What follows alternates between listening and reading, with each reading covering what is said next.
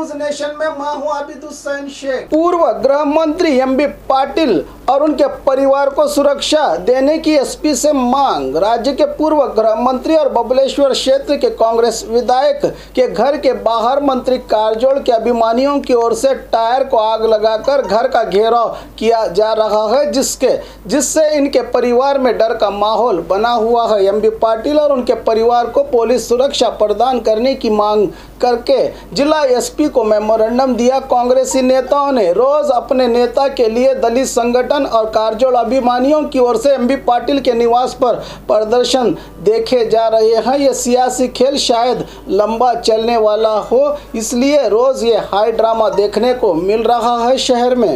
ನಾವು ಇವತ್ತು ಮಾನ್ಯ ನಮ್ಮ ಪೊಲೀಸ್ ವರಿಷ್ಠಾಧಿಕಾರಿಗೆ ಒಂದು ಮನವಿ ಕೊಟ್ಟಿದ್ದೆವು।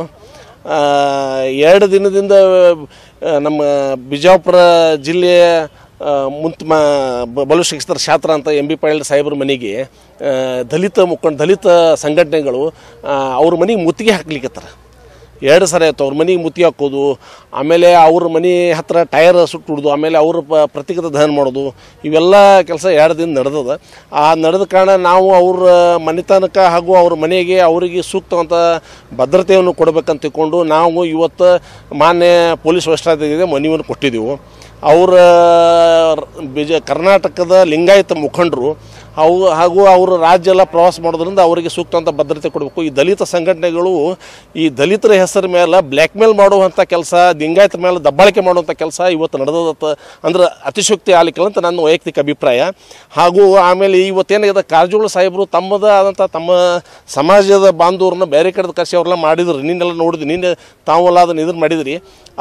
ಇದು ಯಾವುದೋ ಚಲೋ ಬೆಳವಣಿಗೆ ಅಂತ ನಮ್ಗೆ ಅನಿಸ್ತದೆ। ನೀವು PWD ಮಂತ್ರಿ ಆಗಿದ್ರಿ 2 ವರ್ಷ, Bijapur ಜಿಲ್ಲೆಯದವ್ರ ಹತ್ರಿ, Karjol ಗ್ರಾಮದವ್ರ ಹತ್ರಿ।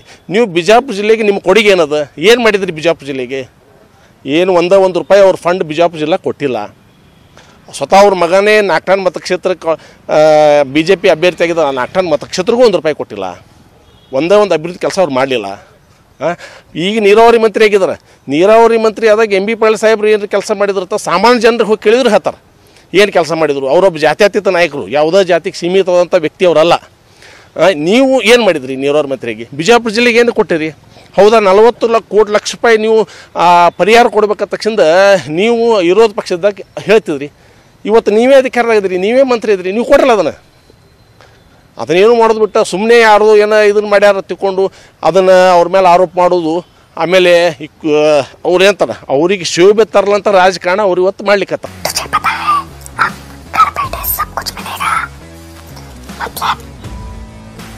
Food, grocery, raw chicken, mutton, fish, vegetables, fruit, juice, मिठाई, मेडिसिन, चाय और पान भी, वो भी अपने मनपसंद शॉप से सिर्फ 30 मिनट में अपने घर तक।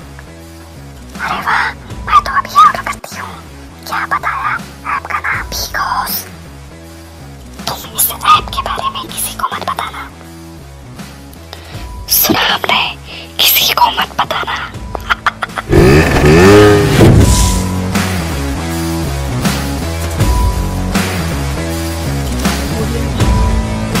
बाघमारे हॉस्पिटल में औरतों से जुड़ी हर बीमारी के इलाज के साथ अब शुरू हो चुका है डिलीवरी। चाहे नॉर्मल हो या सिजेरियन, कम दामों में किया जाएगा। 24 घंटे माहिर डॉक्टरों की निगरानी में। अस्पताल का पता सखाफरोजा 4 नंबर स्कूल के करीब, बीजापुर।